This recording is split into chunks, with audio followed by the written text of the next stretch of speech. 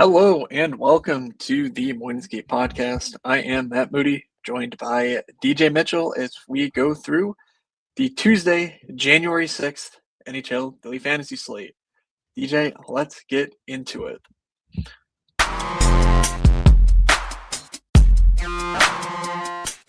You're saying they're looking like an idiot. Well, is that any different than normal? This is the first time I will admit was unbelievably wrong.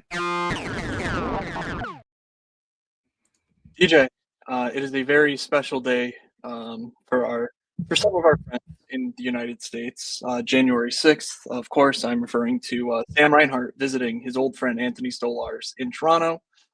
Sam Reinhart once cat-sitted for Stolarz when he got traded. And last time they went to Toronto, he said he was most looking forward to seeing Stolarz' cat. So, DJ, how are you celebrating your January 6th?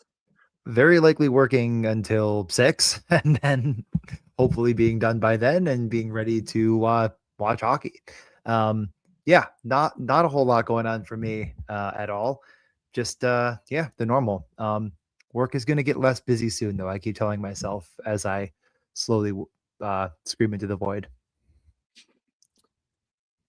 Yeah, I'm coming back at this from not participating in much hockey for the last 4 days or so. I was back in hometown, the royal wedding of Brockport.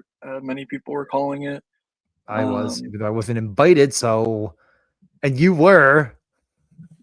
I mean, when you're the popular kid in high school, I know you're so cool. You get all those invites. I'm so lucky that you were my friend.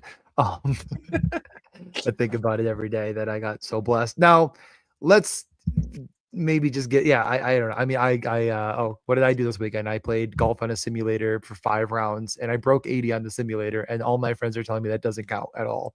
And I say they're right, but still, I was, yeah. Oh, I texted you, I think. Yeah, I mean, it was like it was not like we really played a course on the simulator. It was an easier course, like difficulty wise, but still, if I break 80 in my life, I will love myself for the first time. Now, we should get into the slate, though. We have 10 games. I would like to try to actually keep this to an hour and actually hold myself to it. So we're going to get into DJ's slate breakdown, unless if there's anything else you want to say. If you want to share your screen and show good things that people can look at, and if you're listening to the podcast and you want to, a few minutes in, click on the YouTube just to look at the fancy colors, you can just mute me for a few minutes, and then when the colors turn, you'll know that I'm done talking. Matt? It didn't. Oh, there we go. There it is. Just nothing happened for a couple minutes, so I was like, perfect. 10 seconds. But all right. Gosh. All right, here we go. So we got 10 games. We have 4 birthdays, none of which I believe play. No, none of them play at all. Lexi Protas, Jack McBain. Unless if Romanov is back and I just hadn't noticed because I don't really care about him, but I'm almost positive. Yeah, I'm pretty sure he's out long term. So no. Happy birthday. Hopefully you're feeling better. And Brett Kulak are the listed players. Technically, Harvey Pinard could get called up if Montreal is on the slate, which they're not actually even on Montreal anymore. I have no idea what he's doing. Yes, he's on Laval, I believe, but he's also not on the slate anyway. So it doesn't matter. So birthdays are out the window. We have 10 games. I'll go through and give like one note and one revenge narrative spot. And I did write them down, so I will pull my notes up just to make sure I don't miss anybody. Game 1, Vancouver at Buffalo. Tyler Myers' revenge narrative activates. Good luck to all the scrawny little Sabres players out there. I mean, what are they going to do? Vancouver's been really bad, and I truly expected this to look a lot better for Buffalo, but the Sabres have been so efficient that maybe they just haven't been shooting quite as much, but I do think the Sabres could be popular on this slate. Game 2, we have the Stankoven. Sorry, can I cut you off there? Who did you say for Vancouver is back? No, is back. I didn't say anyone was back. I said Tyler Myers is going to beat up scrawny Sabres players. Okay. I see. He's back. He's in town. Okay, got it. Yeah, he's back in town. Yeah, I don't know. Just in town, in Buffalo again, where he was drafted, where everyone thought he was going to be the second coming of Bobby Orr, and he was for a season. He had the one season, I recall. I was there. Anyways, though, so the Stankoven revenge narrative, I was actually meant to look up if they had played before. I think they did play once last year, at the end of the year. I'm pretty sure on that. So Stankoven, though, playing the Dallas Stars. Thank you for removing the sheet. I was typing Logan Stankoven into Hockey Reference, and it was on the wrong window. That's okay. Game 3, the most obvious, the cover boys. If you looked at the YouTube feed, it is it is Anaheim on a back-to-back against Philadelphia. So Jamie Drysdale, Cutter Gauthier. Cutter Gauthier never played for the Flyers, but don't tell that to Flyers fans. And Anaheim has given up already 5, I believe, at this point in the night, not over yet. So they're going to be going into Philly. Who knows at this point? It's 5-3. Finally, we get to the Stanley Cup revenge of 2020 or 2021, Colorado and Tampa. I believe it's the Ross Colton revenge narrative. There might be a couple others, but I don't know if we used that one last time or not. Should be. I feel like every time Tampa and Colorado play, I talk about just like, oh, it's a 6.5, and there's so much star power, but like, how do you play it? And then it goes for 14 goals, and I'm like, I guess you just play it. We will see if that's the case. But yeah, 6.5 on that one. I believe it is tied for the highest total on the entire night. So, no, it's actually third, tied for third. Next, New Jersey and the Islanders. Last time we said it was a Kyle Palmieri revenge narrative, and I couldn't think of anything creative, so we're going to go with that again. The Devils' top line last game had, I believe, 14 shots on goal against Carolina, which is a pretty impressive feat in the 3-1 loss. But nobody had a better game than Luke Hughes, potting 2 goals for Carolina. Really brave of him to do such things. We move on to Florida and Toronto. In the Toronto almost escaped the second round narrative and the OEL revenge narrative, of course. Toronto, are they looking back to normal-ish? I mean, no William Nylander, but Austin Matthews has sure looked great, scoring, I believe, 400 goals in the past 2 games as he passed Matt Sundin. And the shot numbers are looking like the old Austin Matthews we know and love. Florida, kind of the yin and yang of 2 games, losing the Winter Classic 5-1 and then beating Colorado just a couple nights later. So we'll see how they look against Toronto. Next, we get to Vegas and Winnipeg in everyone's favorite Colin Miller revenge narrative. If he dresses, which I have no idea. He seems to float in and out of that roster. He will not. Tanner Pearson, also an option. Oh, Tanner Pearson, also an option. Thank you for that. I was, one of the lowest pace games, which isn't that surprising, but just how bad Vegas has looked. Some of these games do have Jack Eichel back in the mix, but Vegas, I believe, had 15 shots on goal against, maybe the 16 is between 15 and 17 shots on goal against Chicago in a 3-2 overtime loss. Just really not what you want to see from the boys. Nashville heads into Edmonton. Big revenge narrative for one defenseman. Mr. Spencer Stastny, of course, is who I'm talking about here. Not Matthias Ekholm, who is bad now. It's all about Spencer Stastny. So, yeah, that game is the second highest total. My bad. I keep forgetting that the last game exists. The second highest total on the slate. Nashville's looked much better as of late. Edmonton is Edmonton. Boston at Seattle. Morgan Geekie, come on down, revenge narrative game. He kind of started to blossom in Seattle, and Seattle's like, we don't need to pay you any money. Boston said, we'll take a 30-goal scorer, no problem. Back to 40-goal scorer this year. What am I even talking about? But Seattle on a back-to-back, so not the highest looking game environment for them, but maybe Boston could be a little sneaky. And finally, the actual highest total on the slate, Columbus at San Jose. We got a donkey fest, folks. A true donkey fest. Columbus could be your kick of chalk. We'll get into it. All that and more on the Alex Wenberg revenge narrative later. I guess this is where I say something. You're allowed to talk, yeah. There's a lot of green in the league. A lot of blue, a lot of green, not a lot of red at the moment. Just another factor of the insane schedule that we are currently dealing with, in my opinion. So that's worth noting. I saw an interesting thread for if anyone's super into the really the gross machinations of the of the expected goals and whatnot around the league. Now I'm blanking. CJ Devil, I think it is. TJ, some devil account, like the main analytics guy for the Devils. Devils fan, but whatever. He posted a thread about it on Blue Sky that he then someone ported it over to Twitter and linked it. So I can't find it right now, but go read that if you are interested in sort of why expected goals right now are fake on some sites and all the different machinations going on behind the scenes. I'm just pretty much interpreting things as they come out and applying the eye test for or who I actually want to like put my money on. So just wanted to note that because it has been a very, very hot button topic, even just the raw shot attempts. We've talked about it for over a year now, and that's really becoming mainstream around hockey circles, just chatting about, shot attempts versus shots, everything's changing. And so we're sort of dealing with like new data, the same data, but a new way to interpret it. So Yeah. That's all. I don't know. It's boring for It's 90% of you, but if you care, go find that stuff. It's interesting. It is All right. really, I mean, again, the boys are ahead of the curve. Who would have thought? I mean, every time something happens, I mean, look at LA's power play one is clicking. It's like, who would have thought that putting the players together -1 that we said would work? Who would have thought that, really, I just, we're always first everything and the best and cool and going to talk about the Vancouver Canucks now to everyone's chagrin. Yeah, I'm having trouble for some reason. See, it's telling me reference isn't valid, and I'm very confused. So, well, it may have been one of my references that I made, so I apologize in advance for Kyle Palmieri. This is a problem.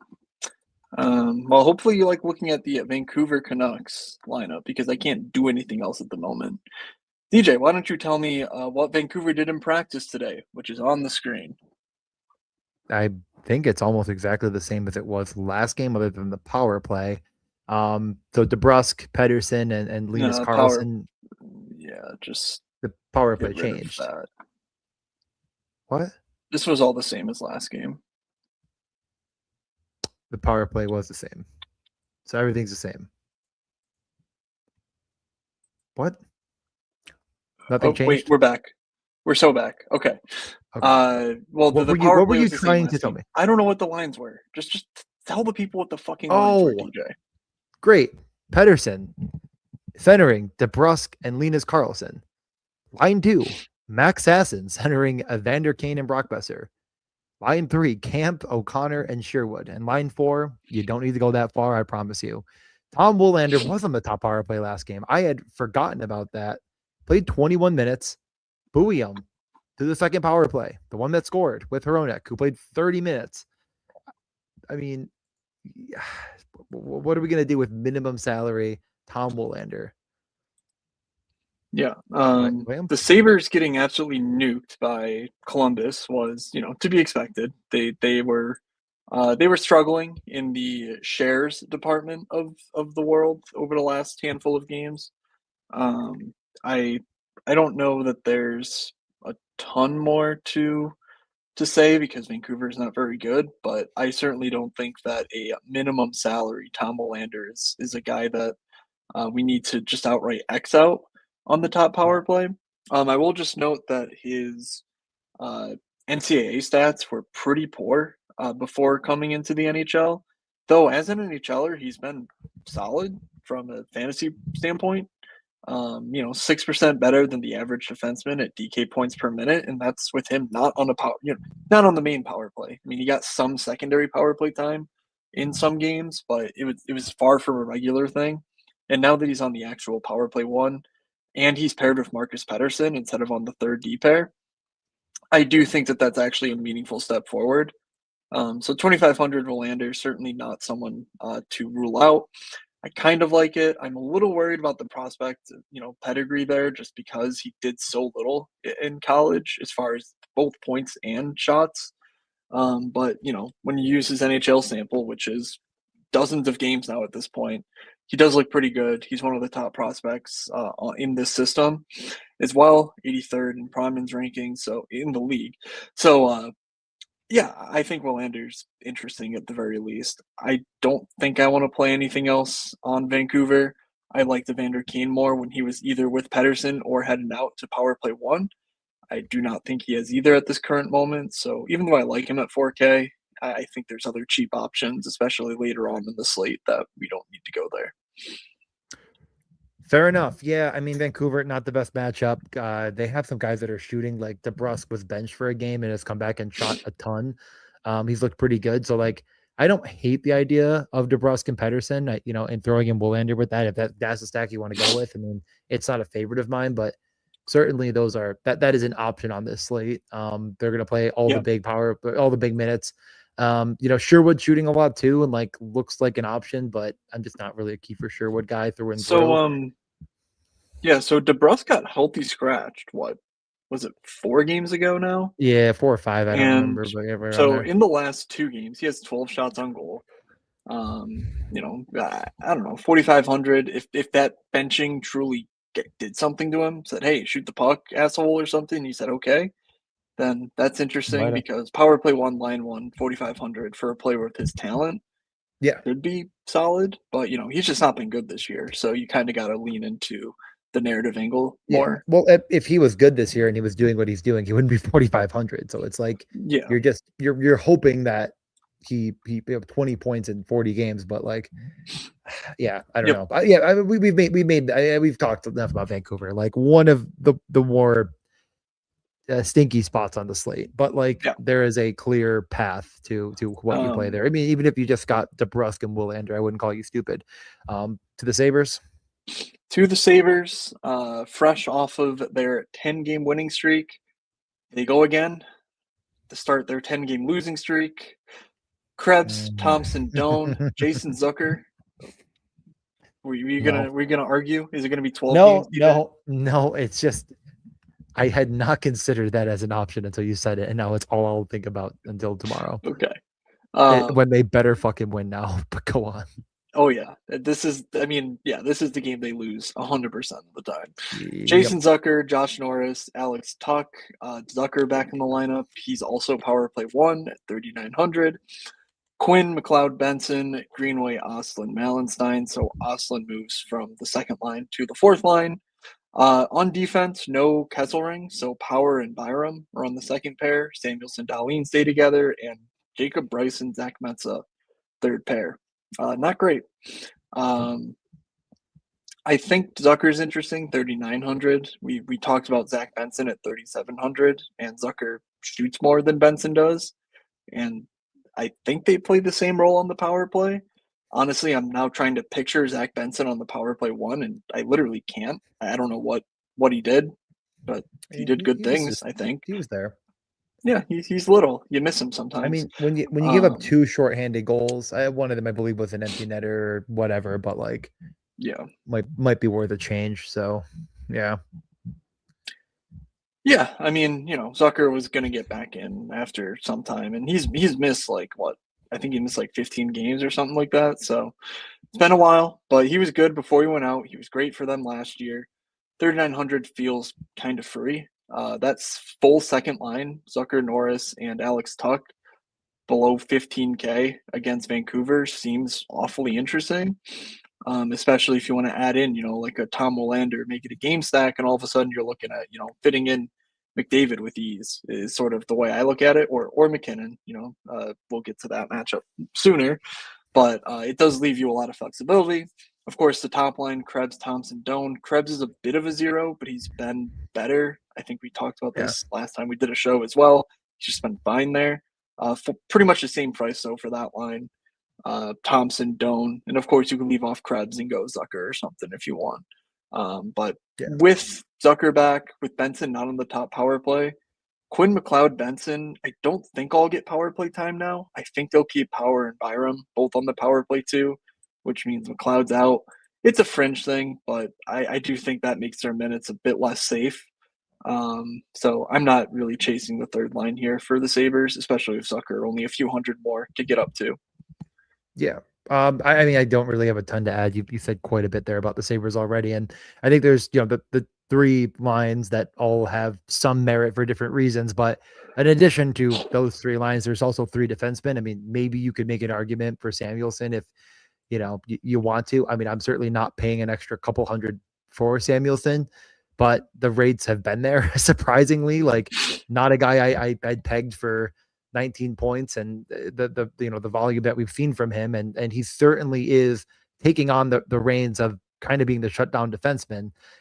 So it's not that you couldn't click the button, but like those four being Byram and Power and Dahlin and Samuelson are taking the lion's share of minutes. All these guys are going to see 20 plus minutes of ice time. Three of them are going to see power play run. Dahlin, of course, seeing the most.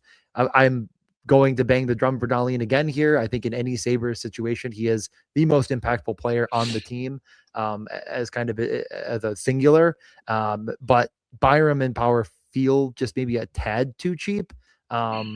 So I could be convinced on any of them. And the Sabres are going to be somewhat popular because Vancouver has been pretty atrocious defensively, i.e. they're playing Tom Willander 20 plus minutes and Bowie, like these guys are, Bowie's great. Like Willander could be like a good player down the line, but like right now, neither of them are really strong defensively. So, and Pedersen is the number one center, and I do believe in him as a talent, and like I've bought back in on it. But like when your second center is Max Sasson and a guy in camp who kind of could be a fourth liner, and you're having to play them against Norris and Thompson and McLeod, I mean, just good fucking luck. Like McLeod's going to probably be on Pedersen, and then the rest are going to have a chance. So I could really see myself tomorrow going with the Norris line, and Dahlin like that. I think is such a good option. Like Norris is such an unbelievable talent. So that's sort of what I'm thinking here. And sorry, we went on a long time about the Sabres and all my Sabres gear, but yeah, I really like it tomorrow. So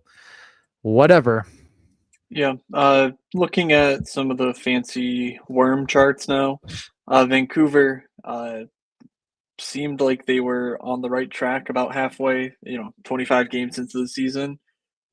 They struggled for a few games in there, and now they seem to be trending back toward reasonably good defensively. So there's nothing too crazy here from that perspective at the very least. But when you look at the actual goals, the Sabres do have at least like a top 10 matchup on the slate. So I think ownership will be outsized here in Buffalo's favor. And so that makes me a little leery because I don't know which of the three lines, pop off offensively.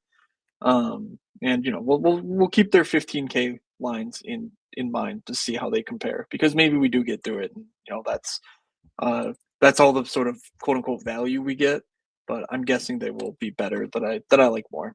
So let's move over to Dallas at Carolina. Dallas heading into this matchup where Carolina, let me just look at the same exact chart. Yeah, Carolina not looking too great at the moment. Dallas also looking, rather weak defensively, and that's been more of a long-term thing for Dallas, just not having the same juice. But Carolina is new. So any interest here in the Dallas Stars, especially with Duchesne back on the top line with Johnson and Ranson and looking a little bit more like himself as of late. Yeah, I mean that was really the one of the bets that I felt like was the worst luck for me was the Duchesne goal bet. Like he was all over it. He's been really, really, really strong. That top line looked unbelievable. I mean, the second line is great too, and it's hard to leave Jason Robertson out of any build when you're stacking around Dallas. And like, I think that's the only side of this coin that I like here, is to go that route. I don't really foresee myself going Carolina at all, but it is a 6.5 and Carolina is, minus 130. So it's not like you couldn't do it. I think in Carolina, it's a little bit easier. On Dallas, of course, you're kind of making a decision between line one and line two, but I think that I just shade the Duchesne, Johnston, Rantanen line. I just think it's a bit more explosive as a singular. And I just, and Maverick Bourque did score last game, and he is a guy that I've, maybe a bit of a long-term buyer on as far as his ability, but I just think he frankly is, a very boom bust guy. And if they get the lead, he might just see less minutes. I think also Dallas has kind of silently dropped 5 in a row. It's like maybe there's changes to come. So I would keep an eye on it if, we see practice tomorrow.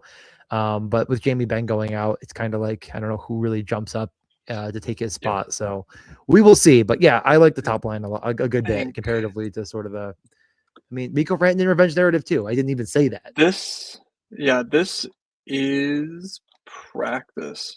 Yeah, this is practice Okay, from well, today. okay. So, That's fine. yeah, these are all practice like from today. Which, by the way, that means Casey DeSmith was not with the team.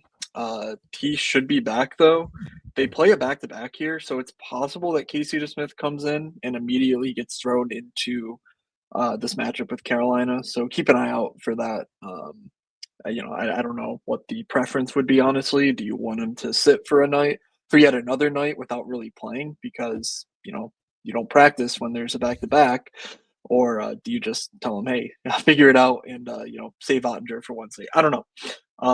But keep an eye out for that because could be an interesting goaltending situation that we don't normally get where a goalie just comes in without practicing for, I think, like a week and a half.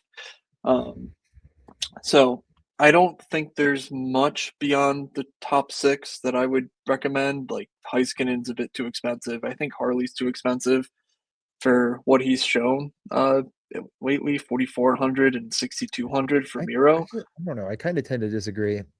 The rates have been actually pretty good. He's just not getting any on net, and he's blocking a ton of pucks. Like, I think 4,400 is fine. And that's someone that did bet him last game and was watching him, miss the net and get every shot blocked. So maybe I'm a little bit biased, but like, I think the uptick is happening. There's power play 1 guys in the 4K range that I like that aren't locked into power play 2. Write this down. It's sort of a Thomas Harley truther. Okay. Yeah, I mean, it's hard to really defend what Harley's done this year. He's been actively not good. I don't know. Like, yeah, for fantasy he's been okay, but I would like him to do the things that made him a good player and do the fantasy things because sometimes he would score goals and get points. My cousin indirectly knows his dad, so I will tell my cousin to tell his dad that you said that about him, and then I will tell him to tell his son, who is actually from Syracuse and should be on Team Canada. But I digress. I mean, I agree you shouldn't be on Team Canada. Okay. Wow. Shots fired. All right, hold on, making the text. Now, let's get over to Carolina. Carolina last game, as I already mentioned, won 3-1 against New Jersey. The top line didn't do the same top line things it did the game before when I did play them to almost the top of the leaderboard. I will pat myself on the back and break an arm jerking myself off to playing the Carolina versus Montreal Giga Stack that almost brought me again to the promised land a couple nights ago. But the top line has been good. Ehlers, Aho, Svechnikov. It just felt a little bit better when Ehlers was on the top power play. Now, I'm not saying he really isn't going to be or won't jump up there, over the Jordan Staal. So it's not that you can't play it, but it is a little bit concerning when it's not like truly exact the way that you'd like it to be. And the fact that, if they win a face-off and Staal stays out there for a while and they can contain possession for too long or whatever, like you might just not get the power play you're looking for. But any thoughts on anything other than that first line, or are you out on this at all? I would say counterpoint. Nick Ehlers has scored in 3 straight games, which I'm pretty sure is a Carolina Hurricanes franchise record. I mean, when does this team have the same guy score back-to-back-to-back games? Like, it just never happens. So congratulations to him for that. 18.8K for this line, which again, they're technically not power play correlated, but they are. Ehlers is also going to play the full power play 2 shift. So like you're getting at least one guy on the ice all the time for the entire 2-minute power play. And you're potentially getting 3 of them for at least half of it. So it's like, it seems pretty good. I'm guessing they don't get ownership going against Dallas for almost 19K.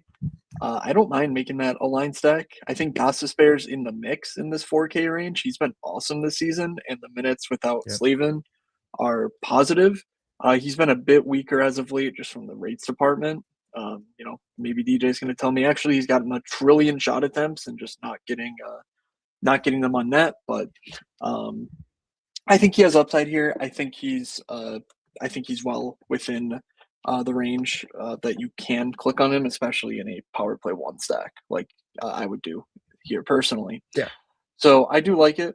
I'm not playing Jordan Staal or anything like that. I'm not going too crazy. Nikishin was fun, but 3,800 now. Like, down in the bottom pair.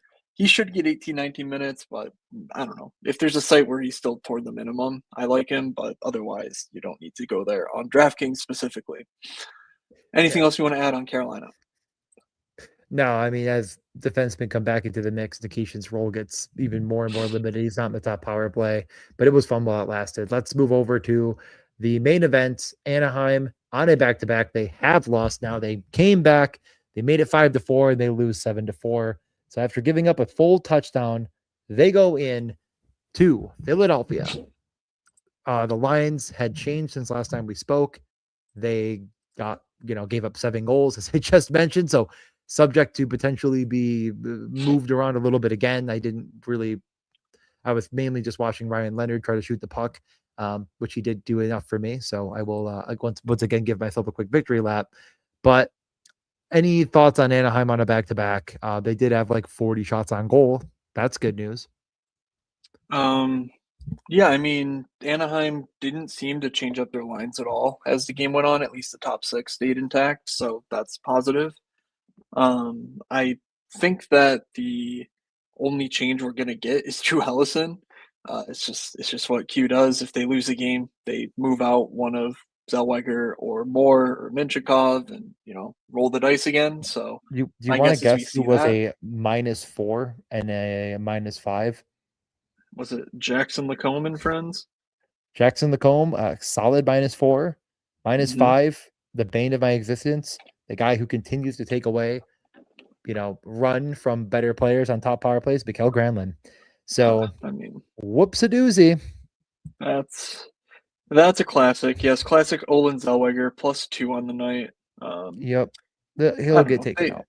They all It'll dominated be the fun. shot share. It happens. It's not Granlund didn't, but whatever. but Granlund never yeah, does, that's and it tough. doesn't matter. Nothing matters. It's just Mikael Granlund all the time for no reason. Until we die. God, I hope Okay. so.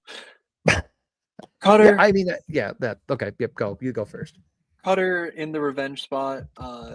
It was objectively crazy the last year when Anaheim traveled to Philly. Like, I don't really know how to Philly hates everyone, yet there's a special hatred for Cutter. I don't really get it. I don't know. Maybe I don't even know. I think Philly just wants a reason to hate, and so there you go. He didn't want to play there. I'm guessing this line stays though 16.6K. Cutter not on the top power play, but McTavish and Seneca both are. Seneca's turning up his shot volume as of late, so that's a positive. Mason's been quite good, and obviously Cutter will shoot from anywhere. What's really concerning is Chris Kreider has just fallen completely off the map. His expecteds are down, and his actual fantasy output is nothing. I don't know what's going on there. I mean, Leo certainly isn't helping because he's not been great, but yeah, I don't know. So that top line's very strange. I do wonder if that is more of a sign pro Philly than it is anything to do with Anaheim. But to me, I like Anaheim too. Keep an eye out for changes or whatever. Olin Zellweger's awesome, but I don't know. He wasn't playing power play time last I checked, so it's really tough to get there for me. Yeah, it's Anaheim 2 or nothing. I mean, I understand that Leo Carlsson is very, very, very talented, but he has not looked good at all since returning from injury. I mean, wait, hold on. When was the last time?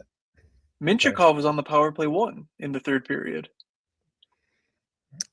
Yeah, it's been rough. I mean, first off, the Ducks have won like one of their last 8 games. And in those last, 1, 2, 3, 4, 5, 6, 7. 7 games, they've won 1. And Leo Carlsson has 0 points. Unless if he had a point tonight, actually. I didn't even look. He probably did. Did he have a point tonight? Survey says of their 4 goals, Leo Carlsson had 0 points. Yeah. Chalk up another one. So they are 1 for their last 8, and Leo Carlsson has 0 points. At some point, you just kind of got to say, "Oh, that seems concerning to me." I don't like maybe I'm paying this team knew what they were doing last year when they only played him like half the games because his body wasn't ready for the full NHL season. All this to say, Could he bounce back at any moment? Sure, maybe. But that second line is all of the offense, and Beckett Seneca looks very, very good. We don't really need to probably go into too much more detail on Anaheim, unless if there's any other last notes. I mean, Lacombe's too expensive. Minchikov is of note, but yeah, that was 2 seasons we're ago. so old. That was 2 seasons ago. Wow. Oh yeah, if Minchikov there, we're not going to get confirmation on this, but the last power play, they just basically flip-flopped him and Lacombe. Lacombe was out there with Trouba in the second half of the power play. So I do think Minchikov 3,400 is legitimately a good play. I don't think he's as exciting fantasy-wise as Zellweger, but he will get involved. Just make sure he's not a scratch because they could do that. He was the guy. I mean, there was a time where Pavel Minchikov was like 4,200, and we were like, what a steal. Yeah. I don't remember how long that stretch lasted, but there was a time when it was top power play Minchikov, and people like legitimately thought he could win Rookie of the Year, if I recall correctly. But yeah, we move over. I mean, remember? Don't you remember that there was like a short stint where people were like, "All right, I'm going to look into this now." I feel like I remember people talking about this. His rookie season. I remember him being like in the conversation. Like he was the Jackson Lacombe before Jackson Lacombe, but not that like Rookie of the Year was in the picture. Well, dumb people said that. Move on. I might have said it by accident. That's what I'm getting at. Now, wait, I will say that I looked it up again because I was trying to remember that Philly game. 6-0 Flyers last time against Cutter Gauthier. So if he mad or what? Now we move over to Philly. People were showing up to where they held morning skate, which I think was at the Flyers, like off, not the Wells Fargo Center. And they were like booing him from there too. Like it was crazy stuff out of Philly. Normal stuff out of Philly. I agree. Now, on the other side of the coin, we also have another revenge narrative, and I'm sure somebody was screaming at their car radio saying, Trevor Zegras ? Yeah, Trevor Zegras as well gets his old friends who didn't want to play him and didn't want to put him in the right spot and wanted him to, I don't know, check or something because Cronin's an absolute moron and doesn't really know how to coach. So that's tough on our friend Trevor Zegras.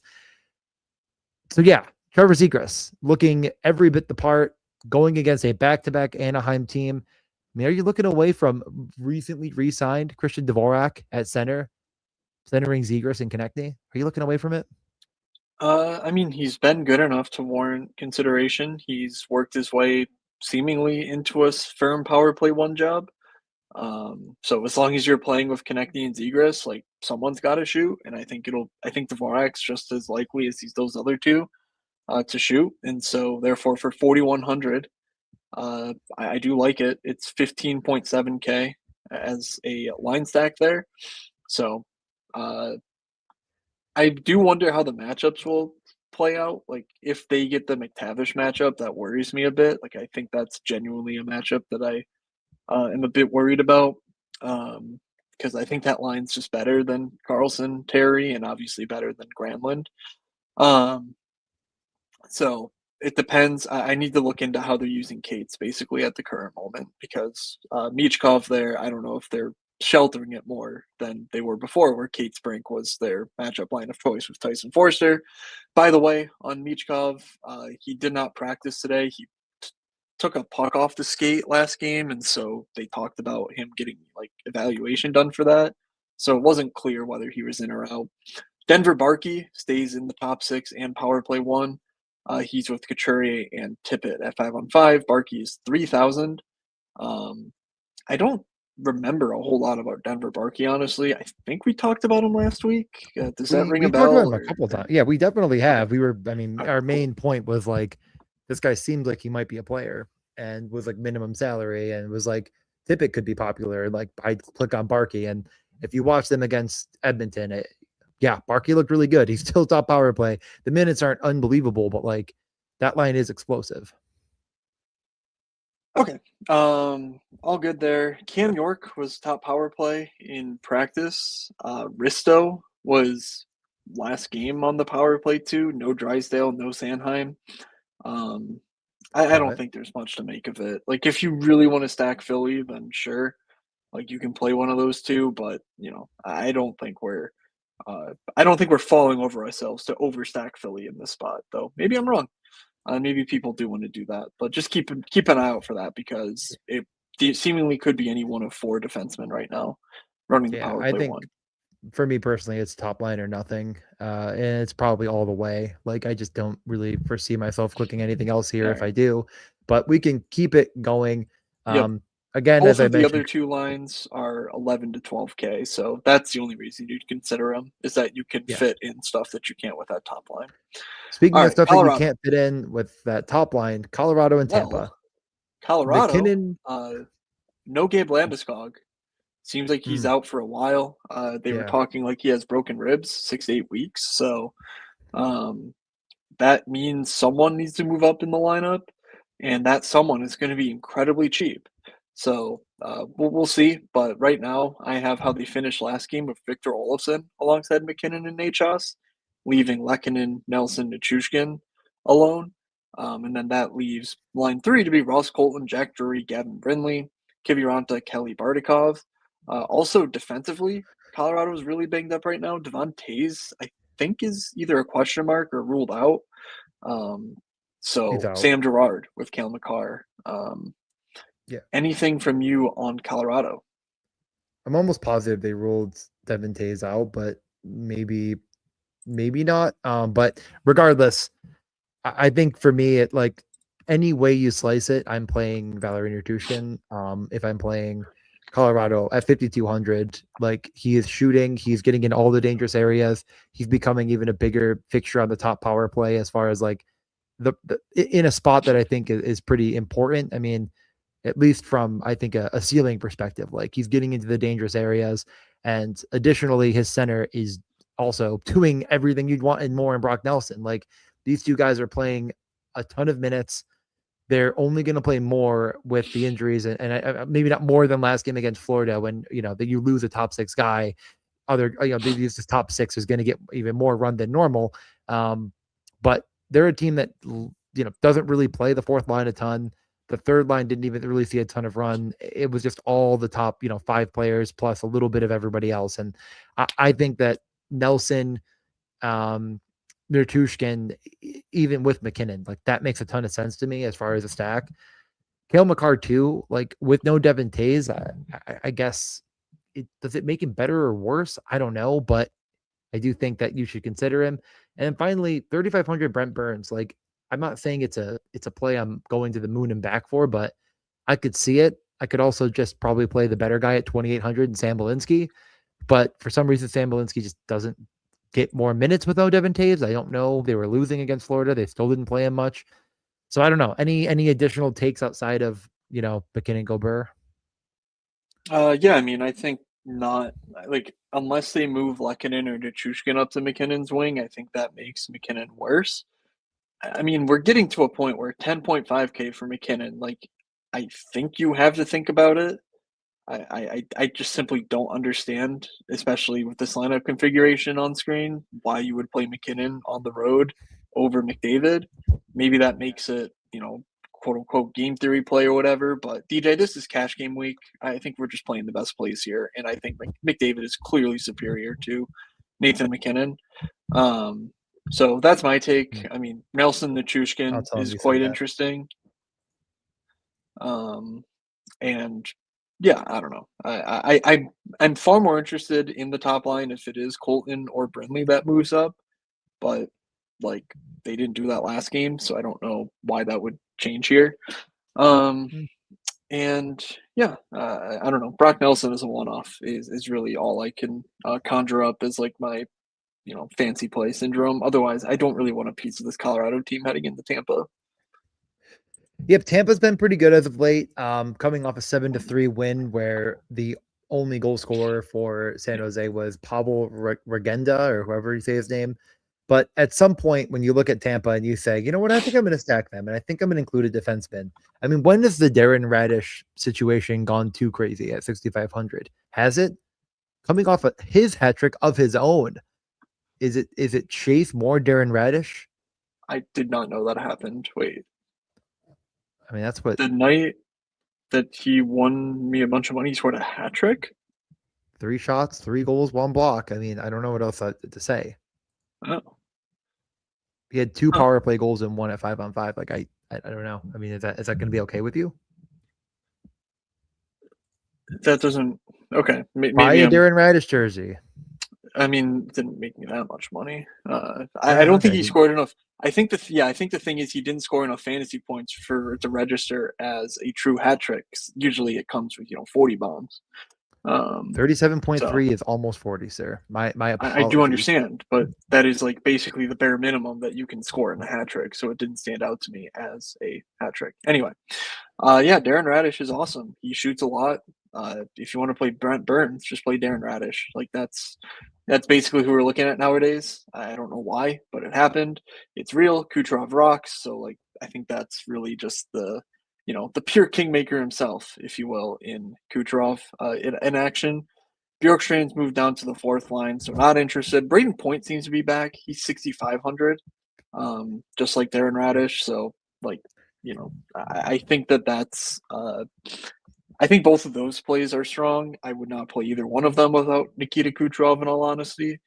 Um, You want to and talk at about a guy that looked 9,500, pretty Kucherov good. is, I think, going to be one of the lowest stone studs on the slate. So that has me interested. Colorado and Tampa are two of the 5 teams on this 20-team slate with positive defenses over the last 10 games by expected goals. So that's the only real reason for concern is that like every other team is floundering and these two teams are competent defensively. Yeah, 6 straight multi-point games for Nikita Kucherov as he has flown up almost a full 1,000. But yeah, I mean, dude rocks at hockey. So I get it. I mean, I'm again, it's exactly what I said. It's like this is a 6.5. It has all the studs. It's even more concentrated than you would think. And I'm gonna sit here and not play it, and I'm gonna be so mad at myself. And one of these guys goes for 55 points, and I'm just like, I knew it all along, and I just didn't have the nerve. But we'll keep it moving. I said we are going to keep it to an hour, and that would mean 15 minutes left to get through the majority of the slate. So good fucking luck. If you're ready to move over, I am to the Devils and the Islanders. As I mentioned, the Devils coming off a tough loss, but that top line sure does look good. I imagine it sticks together, but they did come off a aforementioned loss. Hughes, Heishier, Bratt is probably my top stack of the night at this point. Not gonna call it out entirely, but the way it's playing and the way it's not succeeding is interesting. Is Jack Hughes broken? I don't think so. The minutes are there. The shots are kind of coming back. I think he's fine. I'm willing to click the buttons, I think, if you are. If you're not, I'm probably still willing to do it. I am absolutely yeah, I mean, this team can't score. I don't know. The smushing more of them out on the ice together help you score. I don't know. No, I think I'm good. Okay. That's right. Yeah, this line is 46 minutes together, 2.9 expected goals per 60, and 1.95 against. They're getting outscored 2-1. So I don't know, 46 minutes. It is what it is. I guess they could leave it together. I was surprised putting the sheet together that was their lineup. So that tells you how much Devils hockey I was watching over the last week or so. Not any. But yeah, I mean, this team clearly still can't score. Yeah, I thought it was 14 shots on goal. It was 13 shots on goal for that top line against Carolina. And now they get a much better matchup against the Islanders, who I just don't really believe in defensively all that much. Well, if they do keep this lineup, it means only one line is relevant. So we can keep that line that is no 19.5K in mind and talk about the Islanders. Yeah, so no Horvat, Matthew Schaefer, but I don't know for sure, honestly. He was sick, and it says it'll be a game time decision, so keep an eye on it, but maybe not at 100%. We already mentioned there's no Romanov, who is one of their better defenders, if not their best defender, and they were already not looking that good defensively to begin with, so I'm pretty interested. I actually don't know if Matthew Schaefer being out helps the game being more interesting narrative I'm building, but makes them worse. So I'm in on the Devils. I'm not in on the Islanders. I get that the top line kind of feels a little bit enticing at the price they're at, but I don't know. I think you could honestly just one off Emil Heineman if that's something you're interested in doing. Like if with him getting this kind of run, the rates haven't been fantastic, but there is a 10 shot on goal game in his recent game logs, and if he's going to get 20 plus minutes, I'm willing to take a crack at it for a guy that has the shot that they want to set up. not going to probably see the top line, meaning that he's going to see a line that's probably Mercer, Mayer, Timo Meyer, and Gritsuk. I don't know. Any thoughts on the matchups or how to stack or play or whatever? Yeah, I mean, the Devils have been getting worse defensively over the last little stretch here. I see that. I don't know. The Islanders without Horvat, with Schaefer dealing with an illness,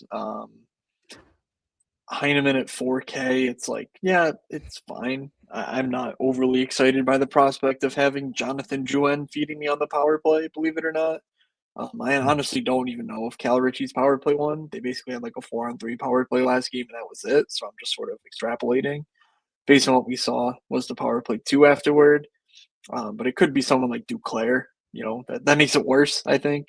It just seems like a team that doesn't quite know what they want to do offensively against a team that can't score. So, like, yeah, it seems like a 2-1 game waiting to happen, and there's not much certainty even within that. So I'm good on this game and Great. more interested elsewhere. That is fine. I'm not interested in playing the Islanders either. Florida, Toronto. Florida rearranged their power play 1 last game. So Reinhart, Bennett, Marchand, Erod was power play 1. And of course, with Seth Jones getting injured, Aaron Ekblad took over. So that takes out Carter Verhaeghe. Obviously, Seth Jones will miss, it seems like he'll miss a couple weeks, if not more. So Jeff Petrie gets more time on ice as a result. Oh boy, very exciting. Yeah, so Bennett, Marchand, power play 1 correlated on the road in Toronto. Reinhart continues to produce, being their best offensive player, and then Aaron Ekblad and Erod at least have some believability that they could up their games to reflect their power play 1 role. But any interest from you in Florida? I mean, not a ton, but I don't know. I think the Reinhardt play is interesting. Like of all of the studs on the slate, he feels like one of them. He's only 7,500 in a matchup I'm not petrified of, but I am, I guess, maybe more of a believer in Toronto as a unit than most. I don't think it's going to end up in my roster, but I don't think you're wrong at all for looking at Reinhardt and maybe some of the other top guys on this Florida team and being interested. Yeah. Like, it is very concentrated as far as where the offense is going to come from. Bennett, Reinhart, Rodriguez, really Rodriguez as just a one-off feels pretty good. Like, he's playing a ton of minutes. He's just trusted in all situations, feels too cheap. I don't know if I'm an Ekblad guy or not. That feels like the price is right, but I just don't know if there's anything I feel like I'm just so lukewarm on the whole thing that I'm not going to have it, but try to convince me or don't. I mean, Luosterainen getting power play 2 time now makes line 1 all get power play time. 16K for a line that we know is really good together. Yeah, Lindell at 5K, but it's not a great play, but Reinhart 7,500 could break the slate, and you mentioned it. I mean, look at the studs on the slate; they're 3,000 more than Sam Reinhart, and so you're getting cheap guys around him. Yeah. You could even replace a Lindell with a Bennett, and get some power play correlation there.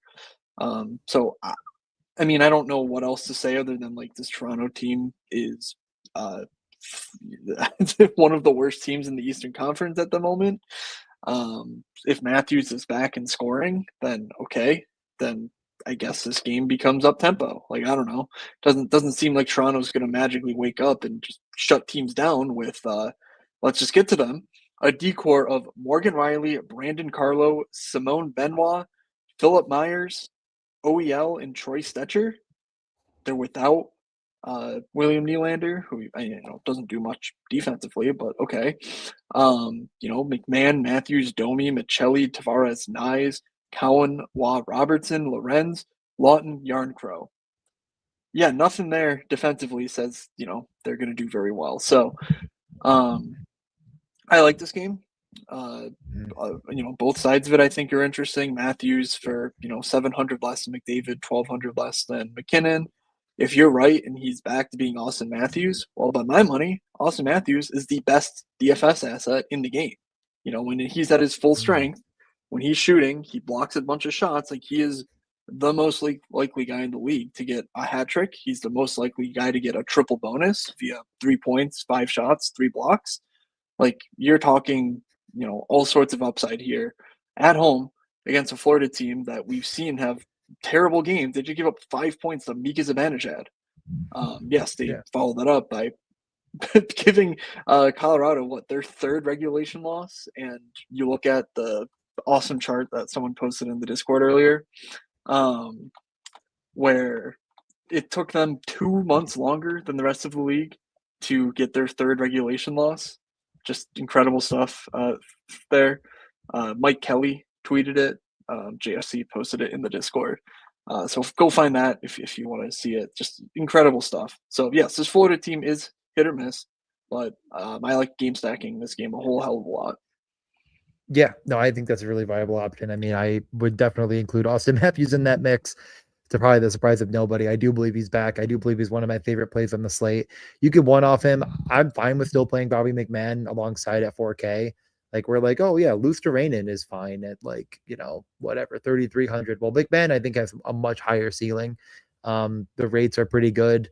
He's out there for 20 minutes of ice time with Austin Matthews. And I think the 3-point upside is there. If you think Matthews is going to win you a 10-game slate, I don't see any reason to exclude him. Whereas Domi is just, I think, less involved for 3,800, right? Yeah, 3,800. So I like the idea quite a bit. So I don't think there's much more to add. The second line is all correlated, but it's just much weaker upside wise. I do like Matty Nyes a good bit. I think he's a boom bust type of player. And I do think you could include him in with Austin Matthews still, just to in that game script narrative where Matthews is going crazy. Like, Nyes could get bumped up to that line, or that top power play is what clicks. And Matthews 4-point night, Nyes gets, a goal and an assist or something. Don't I could see also, it too. Also, don't overlook the fact that Michelli just doesn't shoot. You look at his game logs and he's not shooting. Historically, he's not a shooter.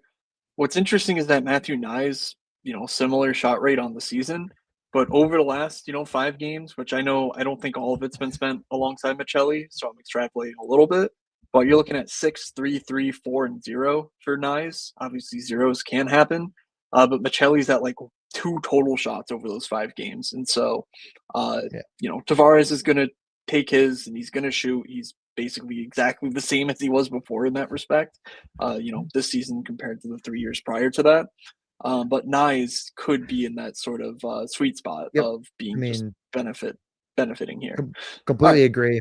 And I like that note, and definitely from a betting perspective as well. I may go back to Nyes after I did bet that 0 for his over. So color, shame me once, shame on me, or whatever the hell the saying is. But we move over to, again, a game that I'm not that interested in on paper. It looks like a really, really bad matchup, but definitely has star power, and that star power is much cheaper than the true alphas of the slate. So Jack Eichel has been back for a couple games now, hasn't done a ton, but his 8,100 has come way down. This guy was 9,200 and we were happy to pay it. Now he's 8,100. Were we Kyle happy Connor, to pay it? Who was happy to pay it? I don't know. Well, not me. That's also true. Now, Kyle Connor has looked a good bit better as well. There's much more peaks in his recent game logs. A lot of that's because Winnipeg hasn't won a game since December 13th. I believe the Sabres stole all of their ability to do anything correct in hockey, and score effects have factored in as they seem to trail all game, every game. So this game doesn't look good on paper. It's crazy. I think. Yeah, I mean, I think I Winnipeg might just be out, looks. But Go ahead. No. That's it. No, I'll pause before I say more stupid shit. You probably have important stuff to say. I mean, I don't have anything important. I'm just going to complain about Winnipeg being annoying in that they're losing and it doesn't seem to deserve it now. They were playing terribly, winning to begin the season, and now they're just mired in this rut where every night it seems like, oh, actually, we're playing really well and we just lost. And it's at some point that stops being true. I'm a Buffalo Sabres fan. I know how that works. Like, you know, you play well enough and lose, you're a bunch of losers. I play DFS and complain enough to know you play a lot and you lose. Doesn't matter how well you played, you're a loser. And so that kind of feels like what this Winnipeg team is at the moment, but they are posting some of the league best numbers over this last little stretch. And they're not getting goalied. You know, Hellebuck's not been, you know, he's not been fantastic, but he's also not been horrendous. So I don't know. It's a little bit like, you know, two swirling teams around the toilet bowl, and Vegas is actually still good for the moment, and Winnipeg is like dead last. So maybe that just sides with Vegas here, but I think Vegas is a little overpriced. This second line fully correlated, Marner, Hurdledorf, I have at 17.5K. Would be where I go because I do think Scheifele would get the Eichel matchup, and I do respect that. But this game does not interest me very much, especially without, you know, Braden McNabb. Like, I don't know who's moving the puck out of the zone. If it's, you know, Caden Korczak and Jacob Megna, like, I don't know, Ben Hutton on the top pair, and then you go to Winnipeg side, and it's like, Aya follows back on the top line. We know how well that works. Not much, not at all. So I'm pretty grossed out by this game in general. Yeah, it's a pretty large pass for me. I think it's Vegas 2 or nothing, but let's just look at Winnipeg for 2 seconds and identify the problem. Oh, it's the entire bottom 9 forwards. Great. None of them do anything. Now they're going to spread the wealth a little bit and move one of their only usable forwards on the second line with one of the worst, you know, on ice players in Jonathan Toews and a Cole Perfetti that's just, I mean, you miss the start of the season and you never get going is really what it feels like. You know, as a buyer on Cole Perfetti, I'm getting nervous. As a Winnipeg believer in recent seasons, I have run out of belief, and I mean, it's a pass for me. I mean, it's just, you know, I'm not going to stack against the Jack Eichel line, and I'm, you know, it's line 2 or nothing. I don't really think there's anything else of note here for me.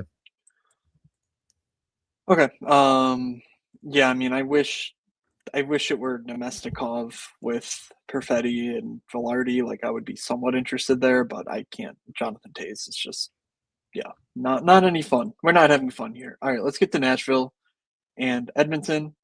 Nashville, we've talked about the Steven Stamkos resurgence. I think last game they did something weird with their lines, but they didn't start that way, so I just left it the way they were supposed to be starting things. But keep an eye out. Wait, they came back to beat Calgary. Am I crazy in thinking they were down early? They were. I don't know. Okay, I think they were down 2-0 like instantly. Okay, no, they did do Evangelisto, O'Reilly, Forsberg for like the entire thing. So I don't know. Stamkos, O'Reilly, Forsberg, Evangelista, Howell, Bunting. It's possible Stamkos and Evangelista flip-flop there. That would be annoying because I guess that's where they score all their damn goals. Okay. They're annoying. No, there was something about in the Athletic about like, oh well, actually with Eric Howla, Steven Stamkos was shooting from here, and you know it's outside of the it's in the neutral zone basically. And then with Ryan O'Reilly, he's shooting from here, and it's, you know, inside of the goal crease. It's like, you know, night and day what he's doing. So that actually is a little annoying. Anyway, they're against Edmonton. We know that Nashville's not the star of the show here. If you want to play Evangelista, if you want to play Forsberg, be my guest. I don't think Ryan O'Reilly is a great one-off play, but you can stack however you want. But DJ, any thoughts on Nashville here? I mean, 11-7 last game. Maybe they, you know, if they continue to stick with that, like, I guess I get it, but I'm not that interested. I mean, it's not even that it's too expensive. It's just like, it's not cheap enough. You know what I mean? It's sort of against Edmonton, who I just believe in and really like as a play. I just don't really see myself game stacking this, to be honest, because it's expensive to do. You know, Roman Josi is it's like Roman Yosi's been better, but he's 64 fucking hundred. Like, you're not getting, you know, he is certainly not meeting that price tag any night in recent history. So if you're going to meet it now against Edmonton, I doubt it. You know, his Forsberg is kind of like got a play piece here at 7K? Absolutely not. So I don't know. Evangelista is not even the best value around that price range. No, thank you. We can move over to Edmonton. Okay. Edmonton, RNH, McDavid, Hyman, Podkolzin, Draisaitl, Kasperi Kapanen. Kapanen back in the lineup after God knows how long he's been out. I meant to look at that. Howard, Henrik Rosovich, Janmark, Lazar, Savoy, Frederick, and Manjapani draw out for them. Meanwhile, Jake Wallman not back yet, so Ekholm, Bouchard, Nurse, Regula, Stastny, Emberson, which, by the way, is a positive signal for Nashville people because Nurse Regula is terrible. But anyway, yeah, McDavid, just play the guy. You play Zach Hyman, you play Evan Bouchard, you play Leon Draisaitl, you play one or two of them with McDavid, and you profit. Or you play Ryan Nugent-Hopkins, and sometimes you lose, but sometimes you get 30s. And that's about the name of the game. Also, Cal Pickard been very, very good for them for some reason lately. Anything you want to add to Edmonton stuff? Yeah, there's really nobody else on this team at all worth clicking on other than the five guys you named. It's all the power play, but I think more so these guys just all play so many more minutes than everybody else. Kasperi Kapanen coming back is maybe the only guy that I've wanted to consider in recent memory. Did he play last game? I'm trying to remember if I saw him out there. No, he did not. So maybe it's a wait and see type of situation, but you could also say at 2,700, it's worth a buy just because we know the skill on that guy, and playing with Draisaitl feels like a guy, but you don't have to do it either. Yeah, he only played 6 games to start the year. So I don't think there's much there to actually playing him, but maybe it does make Draisaitl better. I don't know. He's already been pretty good as it is. So I don't know. I'm squinting and trying to find something, and why am I even fucking doing this? Just play McDavid. Move on. Yeah, that is smart. DJ, the smart guy, saying smart things. Let's move on to Boston at Seattle. For those paying attention at home, the biggest revenge spot of the night is not a player, as a matter of fact. It is the assistant coach of the Boston Bruins, who got fired by Seattle last offseason. They had him lead the center ice stretch. Jay Leach, apparently, led the stretch in Boston's practice today. So shout out to him. I think that means Fraser Minton scores another 2 goals. But DJ, do you have any arguments to the contrary here as Boston takes on a back-to-back Seattle team? Pretty good matchup for Boston in all respects. 1, Seattle's not very good. 2, back-to-back, and 3, there's just so much revenge narrative that it really gets me quite excited. I wouldn't look any other way than that line of Minton and Pasta. Like, call me crazy, but I think Pasternak might be the bus driver of this team. Maybe not. Maybe it's Alex Steves, but yeah, I like it. I think it could get overlooked. Like, I feel like Pasta's just been sort of the overlooked piece of the entire DFS season. I'm sure there's been slates where he's been played, but it just doesn't feel like it's been maybe enough. Minton is playing 20 minutes. Well, at least last game he played 20 minutes. I mean, maybe that's going to run out, but like, this is something we foresaw. Like, he was playing really well and playing on the bottom 6. And as soon as he was promoted, it just shouldn't be that surprising that he continued to play well with much better players. So at 3K, you might not find a better value on the entire night. Yeah, nothing but good things to say about Boston. Yeah, I mean, Pasta's great, and Minton's price, if they're not going to move it, I'm going to keep clicking it. Because, yeah, Pasta for 2K less than McKinnon seems good.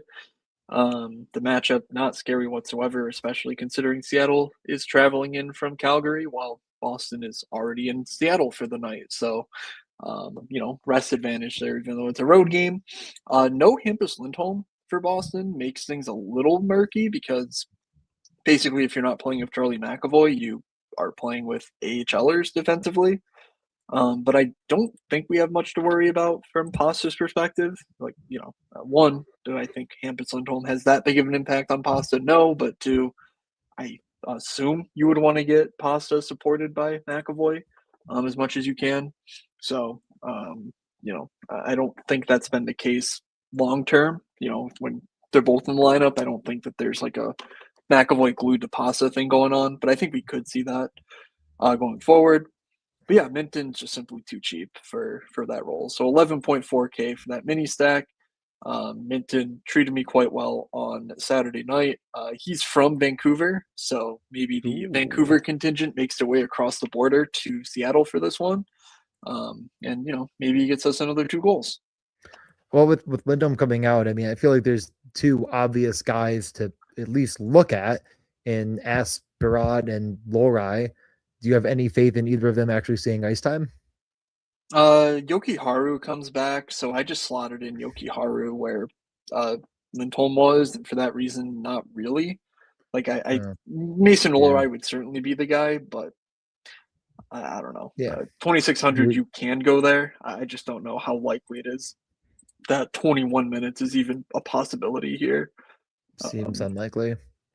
Yeah. Okay, yeah, that's fine. We move over to Seattle. Their lineup came out, I believe, after the puck already dropped. But Kako, Beniers, Eberle, Tolvanen, Stevenson, Gaudreau, Catton, Wright, McCann, Winterton, Myers, and whatever that last guy is, Mallinson.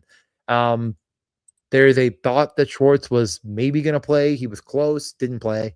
So keep an eye on him joining the lineup tomorrow. That could be a change that comes in. I don't have any interest in Seattle on a back-to-back. Call it the craziest surprise of the night that I don't have a lot of interest. All the players that are any good have come up in price lately as well, but it's a pretty decent matchup against Boston. But the back-to-back, I just think I probably sit it out. Yeah, I can't in good conscience recommend any of these guys. So we'll see if anything weird happens. They're down 1-0, start of the second on Monday. But my best guess is that anything weird happening would be Jaden Schwartz returning to the lineup, which would just make that Schwartz, Stevenson, Tolvanen, and move Freddie Gaudreau to the line for center. In my opinion, I don't know what will happen, of course, but that's my best guess on what we could see.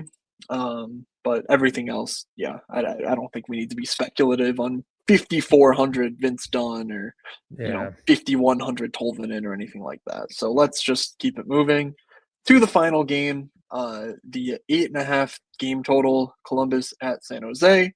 No matter which line you stack, the other line will score roughly 17 goals.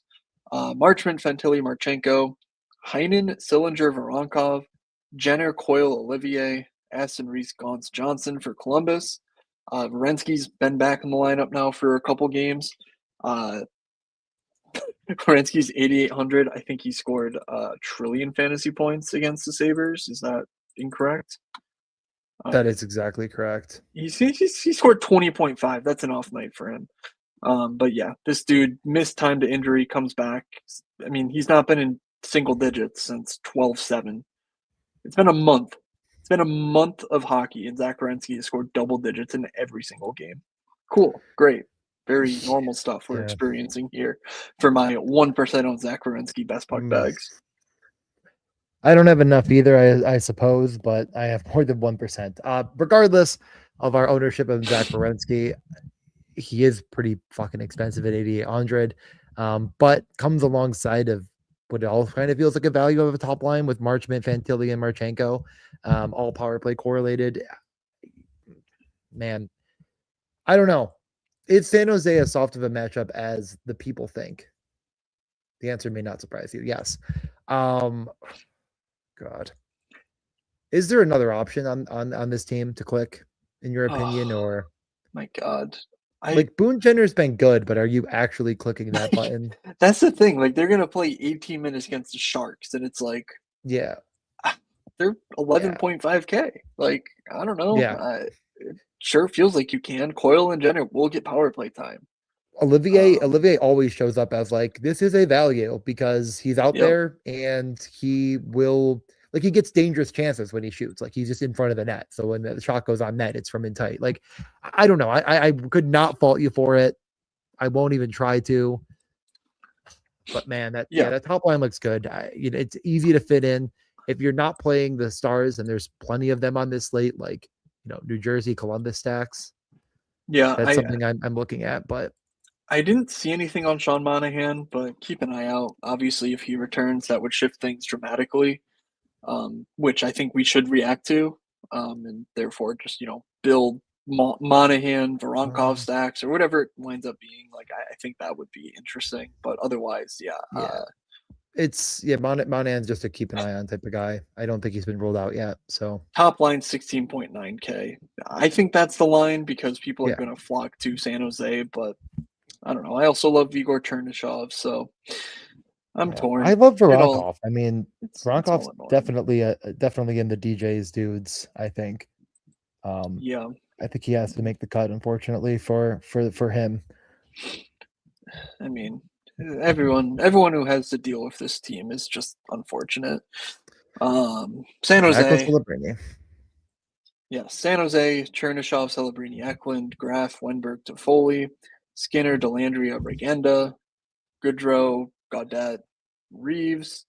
Gaudette returns. I'm guessing this is where he comes in. If you want to say Regenda comes out and after scoring 2 goals against the Lightning and whoever was here before draws out, sure, be my guest. I don't care.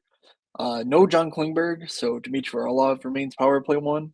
I don't know what San Jose is going to do on the power play because they're John Klingberg shooting a muffin from the blue line and scoring play is not going to work here. So they'll need to find another way to get Mac on Celebrini 1,000 primary assists for milquetoast plays. It's great. Everything's great. It's actually very normal what's happening in San Jose. Has his on-ice shooting percentage gone up since the last time we did a podcast? I think it has. It's possible. I don't want to think about that. Actually, that makes me disgusted inside. I mean, just know it's very high. The 100% game against Anaheim certainly didn't do it any favors. Yeah, I don't know. I don't know. Klingberg to the IR, Will Smith on IR, Macklin train never stops rolling through town. I'm not playing it. Again, it's like, ooh, do I click on 9,400 Macklin Celebrini or do I find the 600 for Connor McDavid? I think I find that 600 somewhere in my lineup. Yeah, pretty much. And Matthews is cheaper than Celebrini. I don't know. Columbus is a good matchup. You could stack this. It's an option. People might do it. I won't. This is the bad place. I think that is what we can both agree on. Yeah. Chase, Pavel, Regenda. There was a reason we liked Regenda, and I feel like we've already discussed this, and we're all just doing the same bit over and over again. But I remember Pavel Regenda being a Moods dude in the very beginning. Maybe it was preseason. I don't know. In the 2 games since they called him up, he has 10 shots on goal and 3 goals, in 4 minutes of ice time. So I don't fucking know. I mean, sure, he's a guy. And I feel like he was a shooting guy. But do I trust Ty Dellandrea, Jeff Skinner, and Pavel Regenda to do it again? No. I really, really fucking don't. Yeah, everything's bad always. Speaking of which, let's do top stacks and guaranteed goals. All right. Did we see Washington onslaught coming tonight? DJ, I'll let you answer. I got out of work at way too late, and I looked, and the slate had been full for 2 hours, I believe. So did not get a DFS lineup in. But I probably honestly would have played that line. I that's what's haunting me right now because I was all over playing Ryan Leonard. So I'm not going to say I saw it coming, but I really liked Ryan Leonard tonight. Yeah, I played Quentin Byfield in DFS, so you know how my night's going. Well, so far so good considering it's only 20 seconds into the game. He hasn't broken your heart yet, but he will. No, that is true. I just played bad, and I'm not going to get there, I'm sure. So that's all I'm saying. You got there last night in football, so you can be fine. Yeah. In the really cool sport where kickers decide the fate of franchises. Anyways, we finished with top stacks, and I'm going to go back and I'm going to say New Jersey won, and I don't care. I don't care what anyone wants to say or what anyone believes. But tomorrow I will have a few lineups. I will reserve them tonight because I'm not missing out on the 10-game slate. And one of the lineups will have New Jersey 1 in it. They have been way too good and not getting rewarded. And it's like, oh, they can't score. Oh yeah, you're right. Nico Hischier, Jesper Bratt, and Nico and Jack Hughes. I mean, not Nico Hischier twice. They don't know how to score goals. That they forgot. They don't do it anymore. They're done with it. Fuck you. They're figuring it out against the fucking Islanders. I don't care that Sorokin's back. It's only going to keep more people away from it. DJ, the biggest Tate McRae fan in the land, I see. It's letting me get to his head. I don't even know. I don't listen to her every day. Not on Wednesdays. That's right. Yeah, you're right. But tonight's right. Tuesday night. Okay. Yeah. I'm going to go Florida stack. Give me Reinhart, Luosterainen, and I'm going to replace Anton Lundell with Sam Bennett because you know who's really sad he did not make the Canadian Olympic team? Sam Bennett. And you know who really likes making me wrong about things? Sam Bennett. So I agree. Sam Bennett should not be on the Olympic team. And therefore, you should play him with Reinhart and Luosterainen in place of Anton Lundell. Make it a quasi power play stack for Florida, but also Luosterainen getting some secondary power play time right now. So I'll take all of it, but I want a piece of Florida here against the Maple Leafs. And you can add on Austin Matthews to the other end if you want to get super fancy, don't want to play McDavid. Yeah, I do think that what I will end up having tomorrow is a Austin Matthews with Nyes and McMahon stack to go along with my New Jersey. I think it fits just barely. Nyes could get left off of that mix. Yeah, I think that fits. So it's funny you kind of bring that up. I saw this. Yeah, please read this aloud. I have no idea what this means. I like Kitty says, you gotta up the character limit on super chats. No way my Sam Renzel teddy bear toss rant will fit under 50 characters. I did not know there was a character limit on super chats. I'm learning something for the first time. So what is he talking about? I'm gonna guess that the Sam Renzel. I mean, let's just look up Sam Renzel teddy bear toss, and he's trying to get back to the high. Also, what does this one mean? Mood still clapping Big Stacy's yams. I don't know what that means at all. I don't know what any of that means. I'm intrigued. No idea what that means. I'm gonna need a couple more messages to explain that one while we go over our top stacks. I don't know why no one's making fun of me for going with New Jersey on this 10-game slate, and we're gonna sit here and talk about Big Stacy's yams behind her back. Now, Matt, okay. I went. What I'm trying actually, to figure my out stacks is don't fit together, but whatever. Louis Belpedio scored. Did he like undress Sam Renzel to score or something? Yeah, they were playing Rockford, so I'm guessing there's some nonsense there. Where Sam Renzel was like, "Oh, Luke Hughes does this and goes to the show and just sucked on the ice," and yeah. Just trying to get back to the NHL. They made him play in Hershey and they threw bears at him. Let's go. All right. The Sam Renzel getting there early and then getting it's what a time to be alive. Okay. Yeah, the final stack, I'll do Pasta, Minton, and Charlie McAvoy. McAvoy's not been fantastic, but hey, 5K, I think that'll be next to no ownership. Let's see. The power play one defenseman that we talked about earlier in that range. Obviously, McAvoy's there. Gostisbehere, 48. Morgan Riley, 47. Luke Hughes, 46. Ekblad, 45. And then McAvoy at 5K. I think they're all basically the same. So McAvoy is maybe a bit more interesting to me just because of his long-term track record. But let's get to guaranteed goals, which to answer this question, favorite one-offs. You can think of the guaranteed goals as sort of the favorite one-offs because we're not stacking them. So. Yeah, I mean, I think, on paper, like McDavid and Matthews make sense as the upper tier, and then the lower tier, it's probably Erod makes the most sense. I mean, I don't know if there's anyone else that like truly easily comes to mind there, but those are kind of the guys that stand out originally to me. Maybe there's a Josh Norris you could even say, like if you're, I think you just play Zucker with that, so probably not. Yeah. Okay, let's do it. Guaranteed goals. I can allow you to go first. I did the first stack, so I think I can concede the floor. All right. Let's go. Let's go with someone in the Revenge Bowl. Uh-huh. Do it. Trevor Zegras, come on down. Yes, there he Philly is. hates the Anaheim Ducks. So when this game Are you finishes 6-0 as calling it well, Zegras from scores. Jamie Drysdale? You know, Zegras I from am not Drysdale? predicting Jamie Drysdale to do anything because I am not very good at that. Okay, I am going to actually. You know what? What do you have left? Because 5,100. the guy I had pegged was 4,800. Of course, you're so good Would at you? this. You wouldn't by chance be going with Josh Norris, would you? I had not looked at him yet, so no. Okay. I'll go with Josh Norris. Fantastic. Great work, everybody. We did it.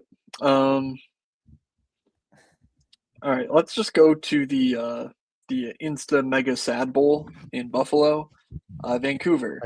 Why would you do this? I just did this. Oh, just Jake picked the DeBrusk. Sabre. Jake DeBrusk. Fine. Okay, whatever. We'll go back No, to no, the no. Mega Sad Bowl. We'll go back to it like we never left. You know what? Do you want to round robin these, DJ? Because you never let me know when I pick things that win you money, but you'll always let me know when I pick things that don't hit. You're right. You know what? I'm even going to allow you to take the last crack at this. I'm going to allow you to pick Fantilli or Marchenko for the last guaranteed goal. Who do you want? Fantilli or Marchenko? Your pick. Your time. I want Fantilli. Okay. I would agree. Okay. So Norris, Fantilli, Zegras, DeBrusk, truly pretty solid picks, all things considered. I mean, that's pretty good. That's what gets the people up and going again. Yeah, I feel pretty good about this. Yeah, I wish. I don't know. I feel like we have a pretty good grasp on things, but I feel like ownership's going to come out tomorrow and it's going to be like actually 78% of the field's playing the Islanders, and we're like, what the fuck? Yeah. So I don't know. We'll see. I don't know what cheap stack is going to be the very, very, very highly owned one. There's got to be one that's going to come in way higher than we think, and I just can't put my finger on it. Could Vegas 2 be that stack that's not even that cheap, but just ends up being owned?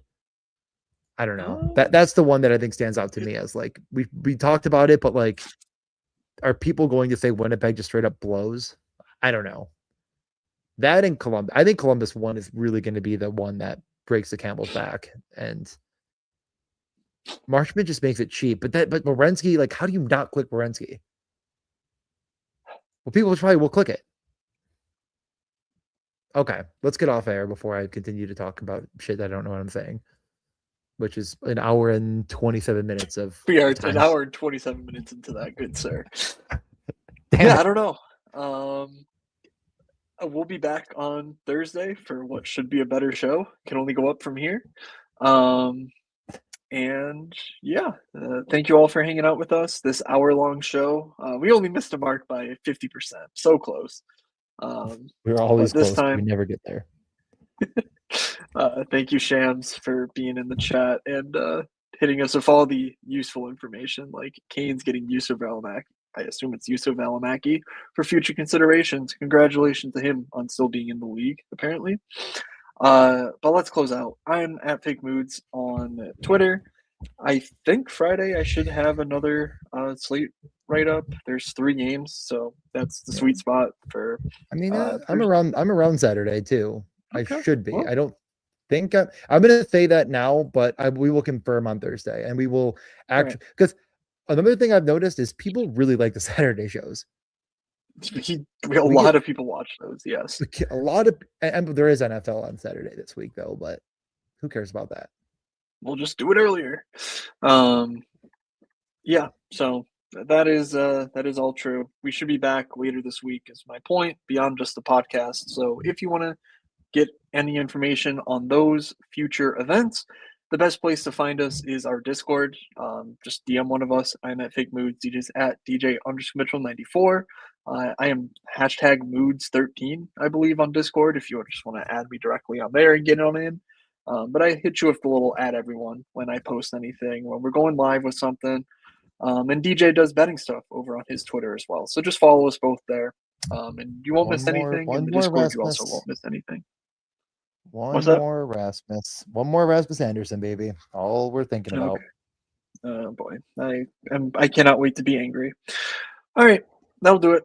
Thank you to everyone, from Doug, from DJ, from myself. Have a good January 6th, everybody, and we will see you at the Capitol.